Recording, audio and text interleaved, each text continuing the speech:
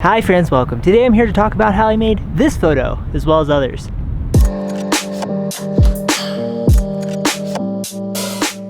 Today I'm standing in this lovely forest to tell you about some photos that I created on a recent trip to a place called Flaming Gorge. Me and my wife took a trip out there in our car to car camp so that we could enjoy the evening there, camp overnight, and then wake up the next morning and then spend the entire day in the area. It worked out quite nicely. The sleep was a little bit cold. Christina! Hi. How was last night? Cold. We've been wanting to go to this place for a while. It's amazing that we haven't been there yet as long as we've lived in Utah. It sits on the Utah-Wyoming border. It is a reservoir made by a dam called Flaming Gorge Dam, which is only 200 feet shorter than the Hoover Dam, so a pretty impressive dam. It is an arch dam, concrete. It was created in 1863 by William Herbert. It's essentially a canyon with a river in it that was dammed, which now creates this enormous reservoir which backs up into this open area and creates a lake. Very beautiful landscape. I'm going to talk about quite a few photos in this video, but the first one I'm going to talk about is the one that was featured in the thumbnail. We went to an overlook. We were told by a woman at the visitor center at the dam that this overlook was a great place to go see the canyon from above. When I got there, I was expecting to be underwhelmed. We've seen a lot of overlooks in general living here. But I walked up to the edge and the last 15 steps blew my face off. It is an incredibly vast, enormous, big landscape. There's certain overlooks that you can walk up to in a place like Utah, and everything in your body tells you that this place is majestically enormous. It's a really fantastic spot. It's in competition, but I don't think it wins against my favorite spot in Utah, which is called Dead Horse Point down in Moab. Some serendipity occurred while I was there. There's a big river that runs through this canyon, and boats will come through quite frequently, so I didn't have to wait long. It wasn't patient serendipity, it was actually very quick serendipity. There was a boat and then another boat. There were quite a few boats that came through that I was able to utilize in different versions of the shot that I took of this scene. One of the versions I took was the one that is featured. I actually took it sort of near the end of this photo shooting session. In this version of the shot, I let a lot of the scene in. I cropped it 16:9. I allowed the bend of the river down at the bottom to occur in the frame while also not cutting off the top of the canyon, which was very important for me. In post, I wanted to stylize this photo to some degree, give it a certain presence, but at the same time I wanted to capture the natural essence of a lot of what I was seeing there that day, and also accentuate the things that were important. So I brushed the boat just a tiny bit to make it pop out and make the canyon kind of happen around the boat in terms of how we perceive the image. I also wanted to preserve the redness of the cliffs, and in terms of contrast, I wanted the photo to be quite punchy. I wanted the shadows to pronounce themselves. I didn't want it to be too terribly dramatic. But I love, and I have the light to thank for this that day, I love the richness and the boldness of the shadows. Now I created a few different versions of the shot. I had a tighter version, which was one of the first versions, and this was the first boat that I saw as soon as I walked up, and I immediately sprung into action to capture this boat. You never know when you're gonna get another boat. You know what I mean? I also shot a version in portrait and then later on cropped it to, I think it was a square. I like both of these versions, but the wider version won out in the end, primarily because of that bend, that I let in more of the scene and promoted more of a sense of enormity. This is really an example of being in the right place at the right time. The right place, meaning we traveled to this area, we put in the effort to leave our apartment and go be amongst a section of the world where beautiful landscapes occur. Right time, I showed up when there was boats coming through. Now this was a scene that allowed a lot of right times to happen. It's a very heavily trafficked river, so that helped. A lot of times you have to wait a lot longer for something like this, but either way, you're going to have to be patient for this scene in terms of looking around and traveling and finding a lot of places they're like, eh. And then you finally find something that's really special like this. And once you get there, you're gonna have to wait again because that boat might not come for another 30 minutes. You guys may remember in a recent video, there was a train that was supposed to come through, and I realized that it only came through every hour. I think it was an hour. It came through not so frequently, and if I came at the wrong time, I could stand there for 30 minutes waiting for a train to arrive. That's how it goes. Okay, now I'm going to move back to the beginning of the timeline of this trip and then just carry through in chronological order. One of the first photos that I created was on the evening that we arrived to our campsite where we parked our car in order to car camp. It was right next to the lake. It was beautiful. There was a giant rock formation, relatively small in the big scheme of Utah rock formations, but it was a lot of rocks that were not small. I climbed up that at around sunset, and I grabbed this photo. Well, actually 2 photos. I grabbed this photo and this photo, but I want to talk about this photo. This one was a peopleless landscape shot, lovely sunset light. I love how you have this big open valley on the left-hand side with really interesting vegetation, and then these rock formations, really dramatic, like scar of the earth happening. And then in the background on the right hand side you have just a little bit of water to contrast against all of that yellow and green, mostly yellow. I think technically I was in Wyoming at this point because it sits on the border of Utah and Wyoming, so me and my wife went in and out of Wyoming during our trip. But with that said, I always talk about the color palette. I always think about, I don't really have many conversations with people about how beautiful the color palette is of Utah just because the opportunity hasn't arrived, I suppose. I talked to my wife about it a little bit. Anyway, the color palette of Utah is wonderful. I think it's so fantastic. My wife seems to prefer a bit more of like tropical vibes. I love tropical vibes as well. Lovely deep greens, palm leaves, beautiful rich blue skies. The skies here are not so much of that rich blue. And then the ground is more earthy pastel tones, perhaps. I don't know if that's the right term, but I love it. I think it's fantastic. I love the color palette of the desert here. I love the color palette of where I live in Salt Lake City. I love the color palette of the Salt Flats to the west. I think you see that alive and well in this photo. I struggled to figure out where to put the rock formation in the frame. Also, there were 2 big sections of the formation, and they were kind of like this, and I was kind of like this to them. I wanted some space between them, but I have not developed the ability to fly yet, so I couldn't go to the right.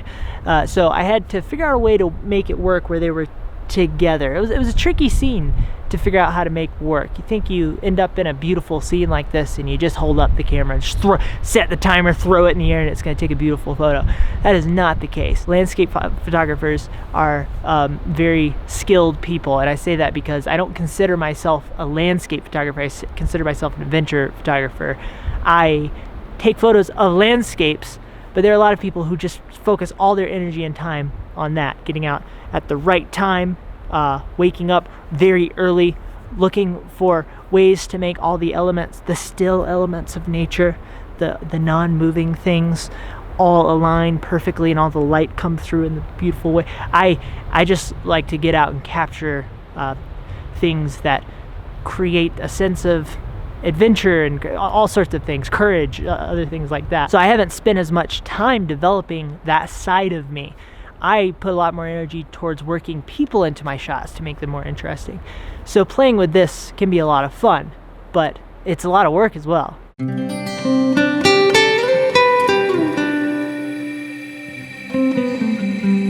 Whenever I go on big adventures, and when I say big adventures, I mean like a trip, not just leaving my house, going on a hike and coming back home. Although what I'm about to say can apply to that, I suppose. Whenever I go on big adventures, I tend to come back with some sort of principle that I learned or that I was reminded of while I was there. And this one was the value of something like car camping, the value of something like sleeping in nature, whether that means you do it in a car or a van or tent or on the ground. Our first car camping adventure, there was a guy that showed up on a motorcycle and just slept on the ground, which is pretty cool. There's a really terrific thing that happens when you do this, and that is you make your backyard nature. It allows you to be in a place that you want to take photos of in the time that you want to take photos of that place. Your backyard is where you park your car. So in this case, where we parked our car, I was able to photograph it evening, night, and morning. So I showed you evening, now I'm going to move to night. We had a lovely moonrise. Me and my wife were hanging out doing something. She may have been playing fetch with our dog. I noticed the moon coming up over this indention in the mountains. It was quite a convenient spot for it. Noticed it just peeking up, and I started taking photos. I played around with different framings. I noticed the water was beautiful, so I had some framings where I tilted it down, got rid of the sky, and had a bunch of water and then the moon on top. Then I tried another framing where I tilted it up, got rid of much of as much of the water as I did in the other framing, and got more of the sky in the shot. Both of them worked. A lot of times one or the other will work, but both of them worked in this case. I tried it at different focal lengths. I just played with the scene. I had plenty of time as the moon was there. It does not move too terribly fast.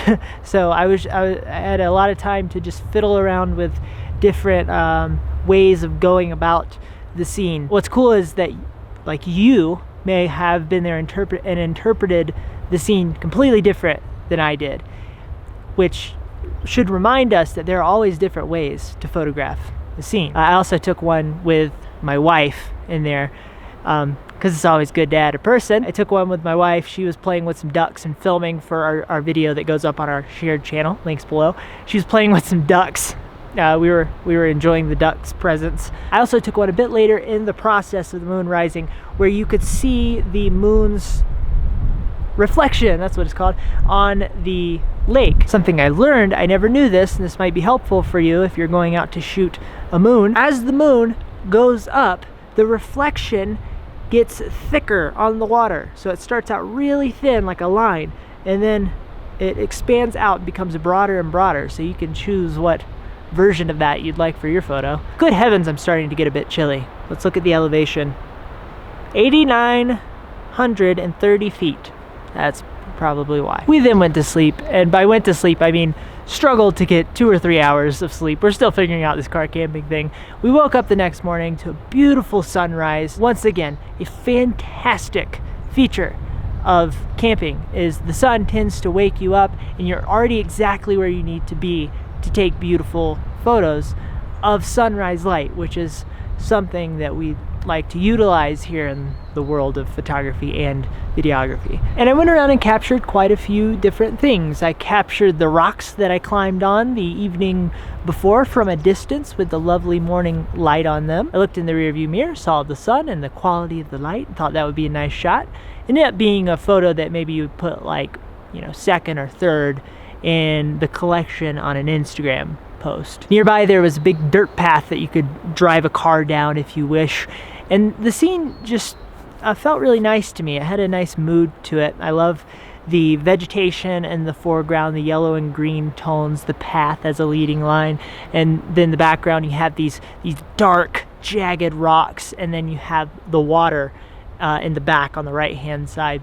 It just felt really nice. I also captured a couple of different angles of the sunrise with our car in the foreground. Our car is a bit of a character in this sense. When we go on these trips, in the way that we did this trip, our car becomes our little rolling tiny home for us. So I wanted to tell that story. So I tried one pointing directly at the sun, straight on with the front of the car, and I tried one from more of an angle.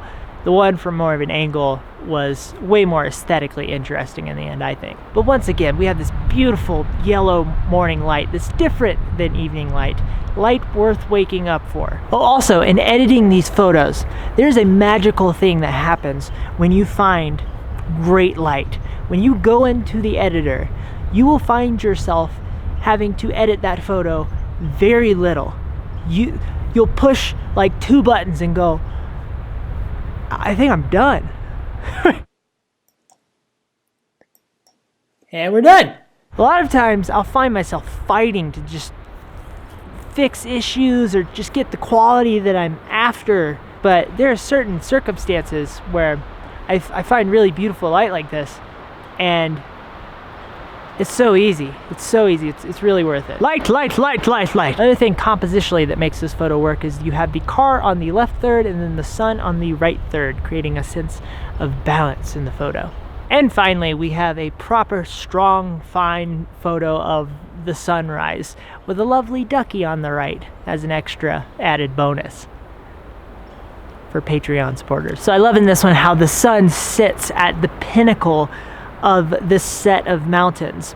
If it were to the left, it wouldn't feel as strong. If it were to the right, it wouldn't feel as strong. Directly in the center, it's like, you know, you put the sun at the top of the Great Pyramid and you have a good photo. Now I have to thank the sun and the moon for being in such wonderful places for me. I can't move the sun over.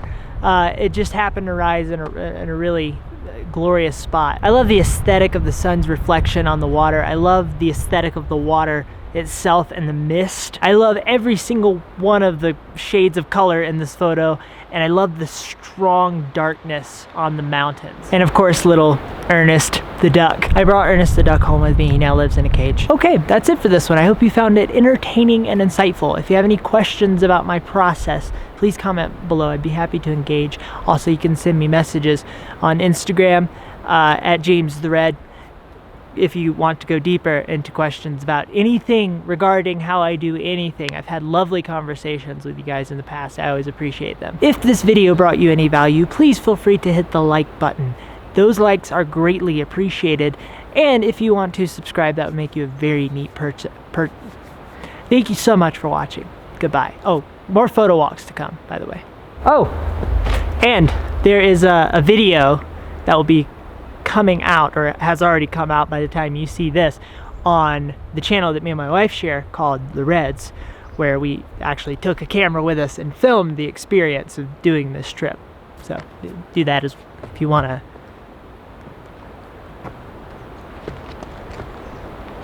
I'm gonna go live amongst the bears. I'm hanging out in a forest.